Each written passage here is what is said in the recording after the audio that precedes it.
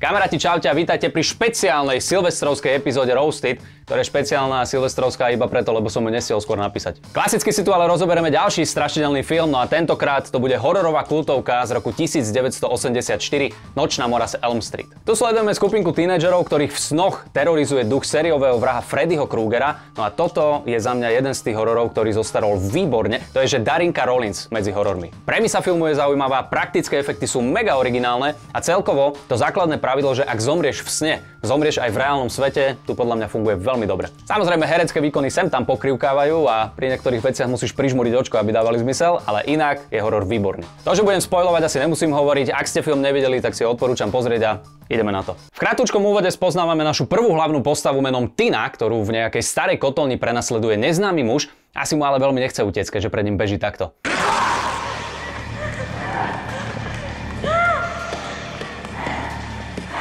Dobre, takto sa nebeží pred nebezpečenstvom, takto sa beží, keď si pedofil a naháňa ťa skupina veľmi pekných detí a tiež si nemôžem pomôcť, ale ja keď niekoho v horore vidím takto utekať, v hlave sa mi okamžite rozohrá.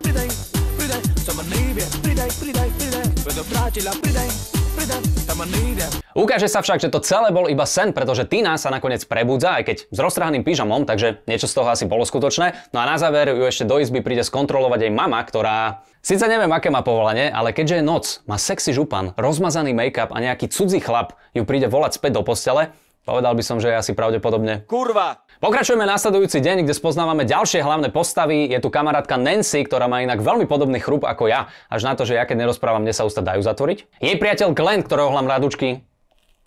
Jej priateľ Glenn, ktorého hľam rádučky. Ty kokos. Jej priateľ Glenn, ktorého hľam rádučky. To p***y. Jej priateľ Glenn, ktorého hrá mladúčky Johnny Depp. No a nakoniec Tinin milenec Rod, ktorý chce zamachrovať, ale dostane elegantný protiúder. It was the worst nightmare I ever had. I had a bad dream last night myself. I had a hard-on this morning when I woke up, Tina. Had your name written all over it. There's 4 letters in my name, Rod. How could there be room on your joint for 4 letters? Nádherný odjeb a tiež poučenie pre všetkých pánov. Počúvajte, pokiaľ sa vám na neho nezmestí dlhé meno, ja neviem, Frederika alebo Zuzana Kovačič-Hanzelová, ani sa nechval. Každopádne večer vidíme partiu u Tiny a zisťujeme, že všetkým sa z nejakého dôvodu sníva to isté. Ešte predtým, ako to ale stihnú riešiť, zvonku sa ozvú nejaké zvuky a tak dievčatá na stôl odložia čipsy, Glenn si medzi matrace odloží jablko a idú to skontrolovať. Ukáže sa však, že to bol len Rod, ktorý prišiel Tinu no povedal by som, že vyjebať, ale keďže viem, že tieto videá pozerajú aj rodičia s deťmi, tak poviem len, že od nej chce sex. No a sex by od nej si chcel aj Glenn, lenže tá ho odmietne a pošle ho spať na gauč, kde potom týpek ešte musí počúvať toto.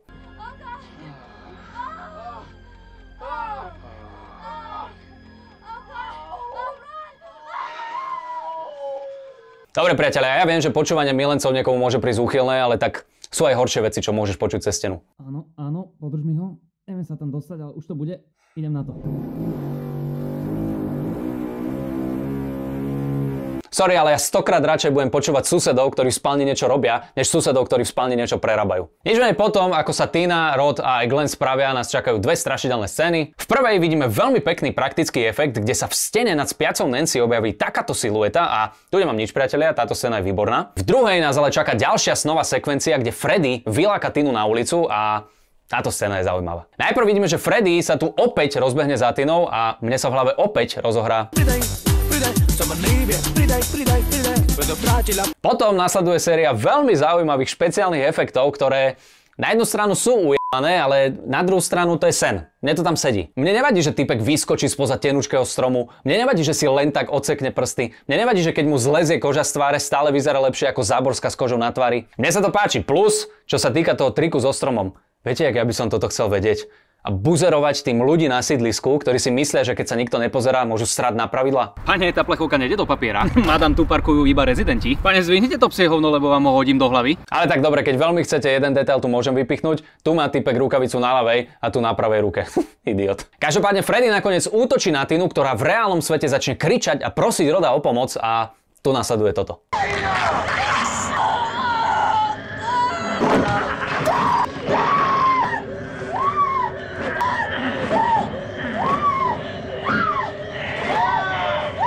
Dobre, čo sa týka tejto scény, opäť šialená atmosféra, za mňa výborné efekty a najoriginálnejší Jackson, akého sme tu mali. Najviac sa mi ale páči táto rodová prvá pomoc.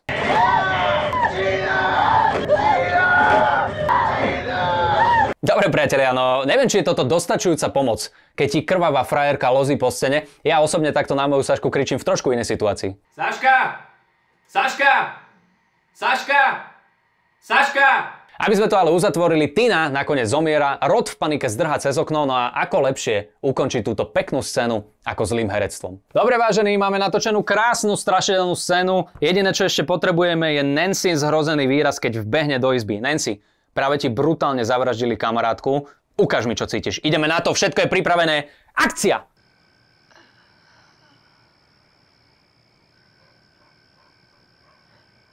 Stop! Dobre, Nancy, dve veci. Viac strachu, menej zubov. Ešte menej. Ešte menej. Presúvame sa ale na policajnú stanicu, kde spoznávame Nancyných rozvedených rodičov, konkrétne Donalda, ktorý sa živí ako policajt, a mamu Marge, ktorá sa živí alkoholom. No a tu sa počas vypočúvania Nancy pokúsi urobiť dve veci. Prvá je povedať, že Rod by toto neurobil, a druhá je do toho zahrať plač. Tak uvidíme, ako to dopadne. Všetko je pripravené, čiže akcia! Rod is not a lunatic, Dad. Stop! Dobre, chlapi nevedia robiť dve veci naraz. Nič menej Nancy tu rodičom hovorí, že Tine sa snívalo, že ju niekto zabije, čomu oni samozrejme neveria, no a my pokračujeme nasledujúci deň. Ten začína hneď niekoľkými vtipnými momentmi. V prvom rade vidíme, že Nancy sa ráno vyberie do školy, lebo však prísť o kamarátku je jedna vec, ale prísť o učivo, čo bude na písomke? Nie. V druhom rade po ceste Nancy pri strome zbada nejakého neznámeho pána a keď sa druhýkrát otočí, pán zmizne, čo uznávam je záhadné, ale zase, o čo zaujímavejšie by toto bolo, keby má typek tie Freddyho schopnosti. No a nakoniec z ničoho nič z kríkov vybehne Rod, ktorý Nancy schmatne a tvrdí jej, že sa Tiny ani nedotkol, čo bohužiaľ môžem potvrdiť.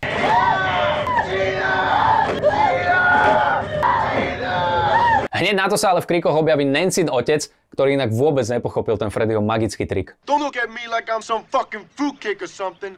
I'm warning you. Just move away from us, son. Vôbec, kamo, ty nemôžeš len tak prikročiť. Ty musíš vyliesť spoza niečoho tenkého, aby to fungovalo. Vidíme teda, že polícia Roda veľmi rýchlo spacifikuje a možno sa pýtate, ako sa tam objavili. No, ukáže sa, že náš veľmi nenapadný pán je policajný agent, ktorý má evidentne viac p***y ako James Bond. Pozrite sa na ňo. On je podľa mňa taký frajer, že ti okrem mena a priezviska nadiktuje aj pinku bankomatovej karte. Každopádne pokračujeme v škole, kde opäť nasleduje veľmi pekná snová sekvencia. Ešte predtým ale musím vypichnúť podobnú vec ako v Halloweene, a síce títo ľudia majú údajne 16 rokov. A ja sa pýtam, pred koľkými rokmi oslavili tých 16? Lebo sorry, ale ja keď som videl tento záber, tak som mal pocit, že sledujem doobedné rodičovské združenie. Tak napríklad tento, jeho oblečenie síce hovorí, že mám 16, ale jeho tvár evidentne hovorí, mám krízu stredného veku. No a toto chúďatko, tejto mi je reálne ľúto. Pri nej by ten text pesničky od Alanu znel, má 17 a chôdzu starený. A v očiach otázku, čo Barla zmení. Ako som ale povedal, zvyšok scény je veľmi pekný, pretože Nancy počas tohto rodičovského zadrieme a sledujte toto. In the most high and palmy state of Rome, stars with trains of fire and... Nancy.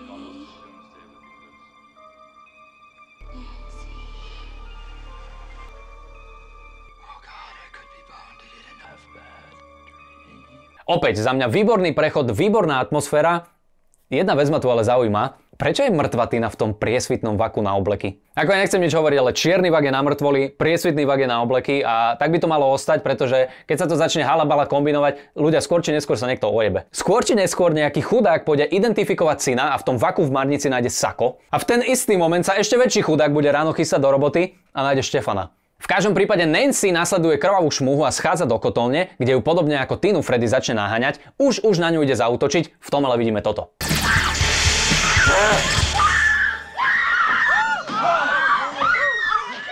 Super, takže Nancy sa podarí zachrániť, za mňa opäť celkom napínavá scéna. Ten cirkus v triede ma ale pobavil. Takto nejako si predstavujem, že v škole reagoval Andrej Danko, keď sa mal postaviť a čítať nahlas. Jej priateľ Glenn, ktorého hľam mradučky, to p***y. Pokračujeme ale večer, kde nás opäť čakajú nejaké tie strašidelné scény. Najprv vidíme, že Nancy zaspí vo vani, čo úplne rešpektujem. Priatelia, vaňa je univerzálne miesto, kde môžeš robiť milión vecí. Niekto sa vo vani sprchuje, niekto oddychuje a niekto hajluje. Každopádne Freddy to okamžite využije a táto scéna bola opäť veľmi pekná a originálna. Jedna vec ma tu ale pobavila. Pretože pokiaľ chce Nancy prežiť, nesmie zaspať a tak siahne po niečom, čo jej zaručene pomôže ostať hore. tabletky Ostaň hore. Toto je geniálne. Strašne sa mi páči, že názov ti hovorí, čo ten liek robí, plus to má rozkazovací spôsob. To je Ostaň hore. Viac liekov by mohlo mať takéto názvy, ne? Že deťom pred cestou nedáš Kinedril, ale negrcaj. A počas hnačky si nedáš Smektu, ale sa neposer. Ale Ostaň hore je výborné. Poznám inak ešte jeden liek, čo by mohol mať rovnaký názov. Poďme sa ale pozrieť, ako tie tabletky účinkovali.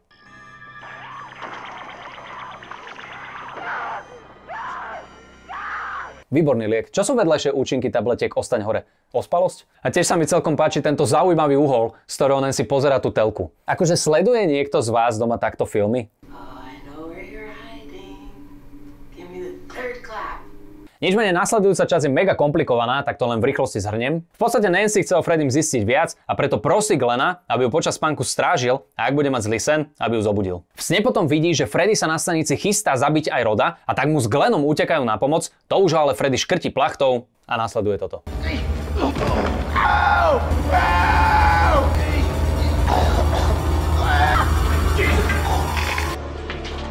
Dobre, ja viem, že obesenie musí byť nepríjemné, ale sorry, ja keď som zbadal, že má týpek na nohách Nike a vedľa seba umývadlo, na ktoré sa mohol postaviť, prvé, čo mi napadlo, bolo Just do it! What are you waiting for?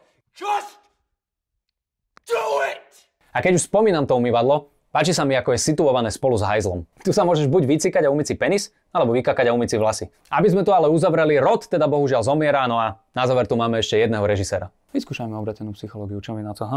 Nancy! Ďalší kamarát je mŕtvý, takže opäť smutná emócia, ale teraz chcem, aby si zuby cerila čo najviac, OK? Ideme na to, všetko je pripravené. Akcia!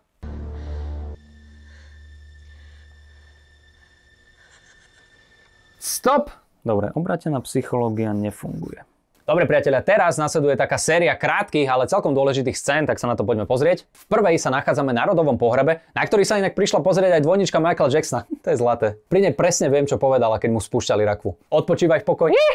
Každopádne podstatné tu však je, že keď Nancy rodičom Freddyho podrobne opíše, zatvária sa veľmi zvláštne, takže evidentne niečo skrývajú. K tomu sa ale dostaneme o chvíľku. Druhá scéna je veľmi pekná, vidíme, že mama berie Nancy na vyšetrenie spánkových porúch, kde Freddy opäť zaútočí a tu je dôležité toto. Something out from my dream. Where did you get that? I grabbed it off his head.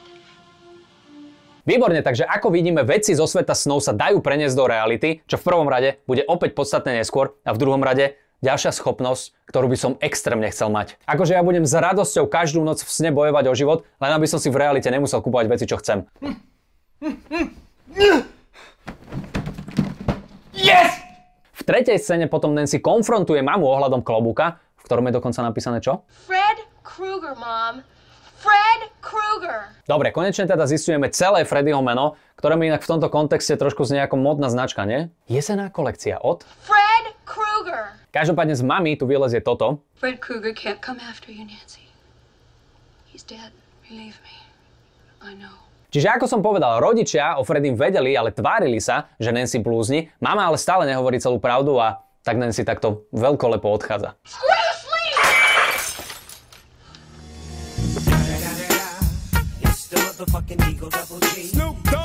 No a v poslednej scéne sa Nancy stretáva s Glenom, ktorý vraj čítal, že sny je možné ovládať a tu je podstatné toto.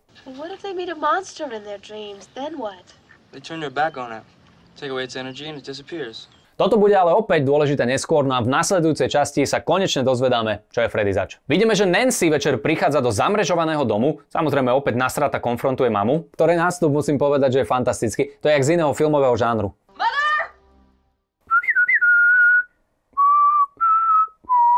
Mama však vysvetľuje, že mreže sú na ochranu, no a v pivnici potom hovorí Freddyho príbeh, ktorý je celkom zaujímavý, musím povedať. You want to know who Fred Krueger was? He was a filthy child murderer who killed at least 20 kids in the neighborhood. Kids we all knew. Zatiaľ OK, masový vrah, zabil 20 detí, čo je dosť inak. Keď si to tak vezmeš, to je, že buď jedna celá trieda v materskej škôlke, alebo jedna rodina oslava u Kolárovcov, to je veľa detí, veľa. Čiže za takýto čin, ak nie je trest smrti, tak niekoľko doživotí určite. Čo sa ale stalo, keď Freddyho chytili? Somebody forgot to sign a search warrant in the right place and Krueger was free just like that. Počkaj, ja som asi nepočul dobre. Čo? Somebody forgot to sign a search warrant in the right place and Krueger was free just like that. Dobre, toto je za mňa pičina. Pretože len aby ste vedeli, príkaz na prehliadku bytu to je jeden papier s jedným miestom na podpis. Evidentne teda nie je slepá len spravodlivosť, ale aj zodpovední pracovníci. A počúvajte, ja som plne za začlenenie nevidiacich ľudí do spoločnosti, ale právne dokumenty sú právne dokumenty. To podpisovanie nemôže vyzerať takto. Vaša ctihodnosť, tu poprosím jeden podpis. Samozrejme. Super, ďakujem pekne. Freddyho teda ale prepustili, čo rodičov samozrejme nasralo, no a tu mama opäť ukázala, s kým máme dočinenia. We found him in an old abandoned boiler room where he used to take his kids. Took gasoline, poured it all around the place, then lit the whole thing up and watched it burn.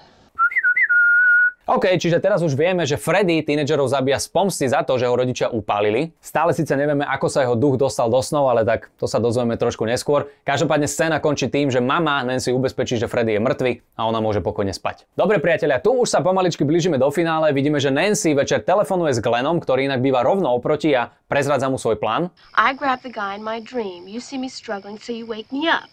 We both come out, you whack the fucker, and we got him. Just meet me at my porch at midnight. Čiže podobne ako klobúk, Freddyho dostaneme do reálneho sna, kde sa ho pokúsime poraziť. Jediné, čo teraz potrebujeme, je do polnoci nezaspať. Však len. Výborne, tak ako pozerám, niekto si dal tabletky Ostaň hore, čo je na jednu stranu škoda, na druhú stranu tu vidíme za mňa najlepšiu smrť z celého filmu.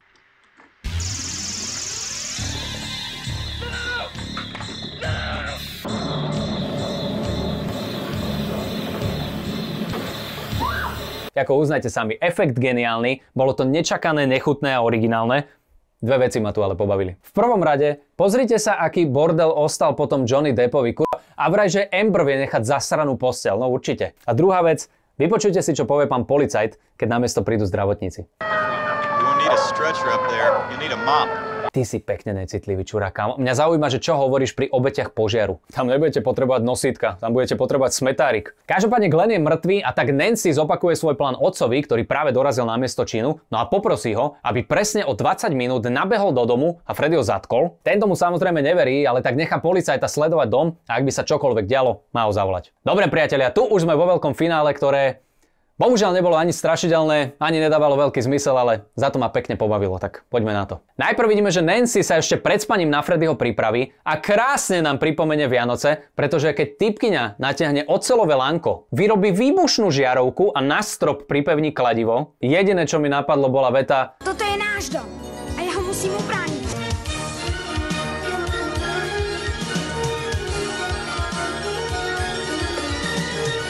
Netuším síce, ako chce týmto Freddyho zneškodniť, ale tak ak vám niekto zaručene skočí do detskej pasce, sú to dlhoprstí banditi. Keď sú ale pasce pripravené, Nancy zaspáva a nasleduje veľmi dlhý...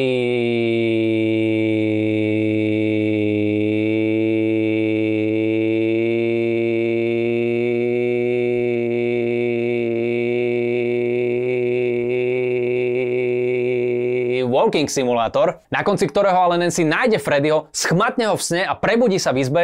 Bohužiaľ to ale vyzerá, že plán nefungoval. Samozrejme, že fungoval, ale tak tvorcovia si predsa nemohli nechať ujsť tento nečakaný jumpscare. Nancy teda zamyká izbu a z okna kričí o pomoc, Freddy mu sa ale medzičasom podaria dve veci. V prvom rade dostať sa z izby a v druhom rade skočiť do každej pasce, ktorú mu Nancy nastražila. Kamo, on dostane kladivom na solár, zo schodov, odpali výbušnú žiarovku a podľa mňa, keby po zemi ťahám špagátik s bankovkou, tak skočí aj na to. Každopádne čerešničkou na torte je, že Nancy Freddyho vláka do pivnice, takto elegantne s ním vypečie. Zamkne ho tam a čaká na pomoc, ktorá už je na ceste. Týmto ale samozrejme nekončí, priatelia, pretože keď otec dobehne do domu, nájdú iba ohnivé stopy, ktoré vedú ku mame do spálne a tam vidíme toto.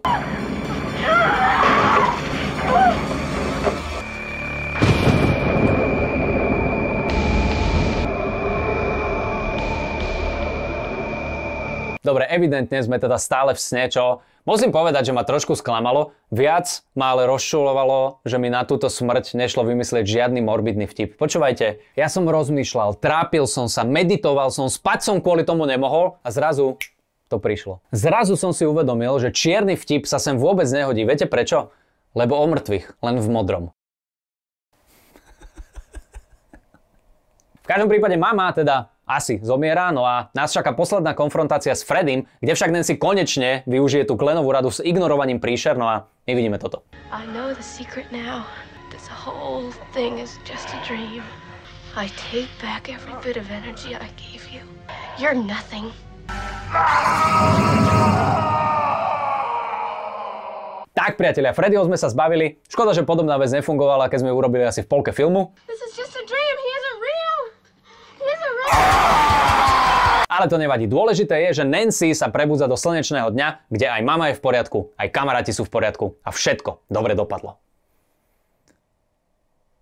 Samozrejme, že nedopadlo. Stále sme v sne, priatelia, pretože decká z ničoho nič uväzní a unesie auto, no a mamu Freddy schmatne a cez okno prestrčí. A ja viem, že veľa ľudí na série takýto koniec, kde teda nevieme, či Nancy prežila, či sa Freddy dá poraziť, alebo ako to celé funguje. Mne sa to ale páčilo, pretože v prvom rade takýto otvorený koniec dáva priestor nielen našej fantázii, ale aj x pokračovaniam. A v druhom rade, je toto až tak vzdialené realite? Akože prečo by sme aj vo filme nemohli mať psychopatického záporáka, ktorý si ohýba pravidlá ako chce, nevieš ako ho poraziť a vždy keď ho vidíš, hovoríš si: kurva, toto sa mi snáď sníva. Tak, priatelia, toto bola pôvodná nočná mora z Elm Street, ktorú som si vychutnal, musím povedať. Nápad bol dobrý, bolo to uletené, bolo to nechutné, malo to výborné praktické efekty, teda až na túto gumenú mamču. Samozrejme, logické chybičky tam boli a možno sa stále pýtate, ako sa kurva ten Freddyho duch dostal do tých snov. A ako som povedal, toto sa všetko dozvieme, ale trošičku neskôr. Konkrétne v 6. pokračovaní. Každopádne dúfam, že sa vám epizódka páčila. Opäť ďakujem všetkým, ktorí ma podporujete na Patreone a iba vám prajem všetko dobré v novom roku. Iba vám. Ostatným nie. Vy buďte zdraví, vy buďte šťastní, vám nech sa darí v roku 2023. Pretože ste ma podporili 2, 3 alebo 4 eurami, ktoré ste obetovali do svojej peňaženky a podporili ste mňa. Vy buďte zdraví. Vám nech sa darí. Tieto priania nie sú zadarmo. Takže vy ste tí vyvolení. Ostatných jebať. Ja idem teda pracovať na niečom ďalšom, takže dovtedy sa majte krásne, priatelia, a buďte zdraví. Ale iba vy na Patreone. Vy buďte zdraví.